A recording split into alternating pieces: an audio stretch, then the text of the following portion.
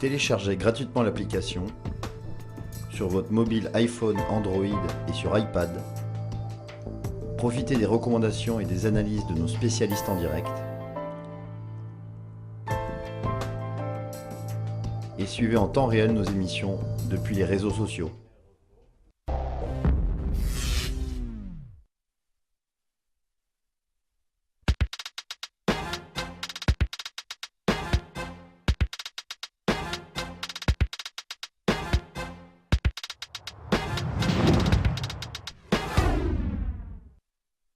Retour sur le plateau de Direct Investisseur en compagnie de Tarek Elmari de Crescendo Trading. Bonjour Tarek. Bonjour Antoine, bonjour Fabrice. On va bien sûr discuter des derniers développements qu'on a du côté des États-Unis, FOMC hier, et Janet Yellen qui fait des annonces qu'il faut bien évidemment décrypter. Exactement. Votre décryptage, Tarek. Donc c'était un événement qui était très attendu par les marchés, donc la réunion du FOMC. Donc Yellen a rassuré les marchés. On attendait un calendrier précis, donc là elle a donné des dates. Donc probablement il y aura septembre une hausse de 0,25 et décembre 0,25. Cela dépendra des statistiques économiques pour décembre. Mais ce qui a acté, c'est une hausse de taux de 0,25. Et elle a clairement donné un signal au marché en indiquant que ce sera pas agressif comme certains ont pu l'évoquer suite à certains chiffres. Donc ça a rassuré les marchés. Donc ça c'est une bonne nouvelle. Il ne fallait pas qu'il y ait une hausse brutale des marchés. Et 2016, on aura probablement 4 hausses de taux. Et finalement, une tonalité plutôt accommodante de la Exactement. part de Janet Yellen, même Exactement. si elle a fait passer au marché le fait qu'il y aurait probablement 2 hausses de taux en 2015, Ouais. ce qui est plutôt assez élevé. C'était ce qui était attendu. Et ce qui était rassurant, c'est qu'elle a indiqué qu'elle suivait les statistiques économiques américaines pour la deuxième hausse de taux. Donc, à coup sûr, on aura 2 hausses de taux. Ce qui est sûr, c'est qu'il y aura une hausse de taux en Oui, 2015. exactement. Et en 2016, ce sera aussi progressif. Donc, on n'aura pas des hausses de taux de 0,5 ou 0,75 comme certains ont pu l'entendre. Donc, c'est ce qu'il fallait pour que les marchés ne soient pas très volatiles.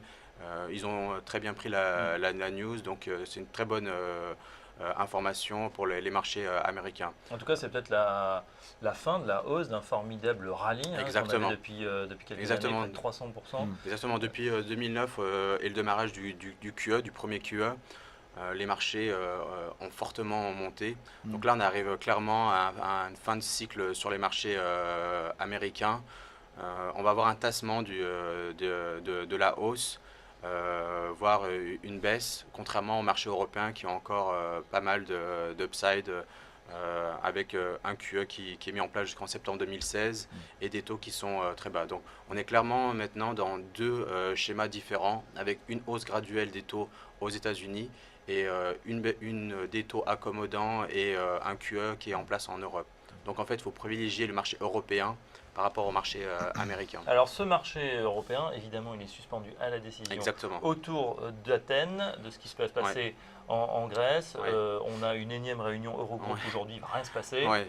Quelles sont les Donc prochaines échéances? C'est vrai que depuis un mois, au gré des réunions, c'est le chaud et le froid qu'on a sur le marché. À chaque espoir d'un dénouement positif, c'est plus 2%. Et dès qu'il y a un grain de sable, c'est moins 2%. Mais probablement qu'on va arriver à une issue à la fin du mois. Donc on a la réunion aujourd'hui, l'Eurogroupe. Il n'y a rien qui va sortir de cette réunion-là. Une réunion exceptionnelle est attendue donc samedi, dimanche.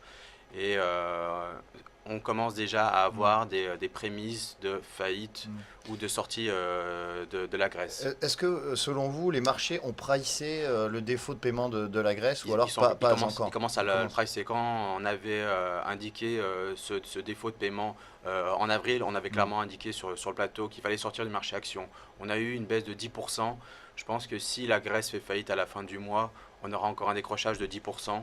Mais la BCE interviendra et calmera les marchés qui pourront reprendre leur cycle aussi. C'est pas votre scénario central, hein. Je crois qu'on est sur plutôt on va amorcer ça de manière progressive pour une faillite. Enfin, vous dites une sortie en mars 2016. Ouais, mais moi mon scénario c'était en mars 2016, mais j'ai du mal à croire qu'ils vont lâcher la Grèce. malgré, c'est un coup de poker en fait que la BCE et le FMI sont en train de tenter avec la Grèce pour trouver un accord. J'ai du mal à voir la Grèce sortir à la fin du mois. Si c'était le cas, je pense que les marchés n'ont pas encore clairement pricé cette faillite-là.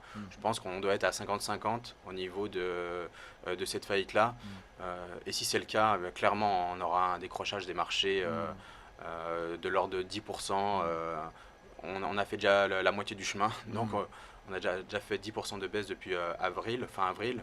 C'est-à-dire qu'on price quand même ce risque. 50%. Pour l'instant, C'est 20% de baisse sur un événement de ce type-là. On en a fait déjà 10 de baisse. Depuis, sur le CAC 40, on était à 5200. On est à 4780. Voilà, donc on a fait environ 10%. Donc si on trouve un accord, on repart à la hausse. Si on n'a pas d'accord, il y aura une baisse de l'ordre de 10-15%.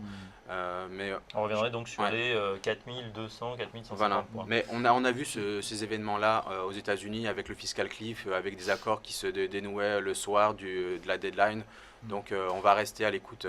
Finalement, on reviendrait au niveau du 1er janvier. On reperdrait tout ce qu'on a. Aux alentours des 4100, oui, exactement.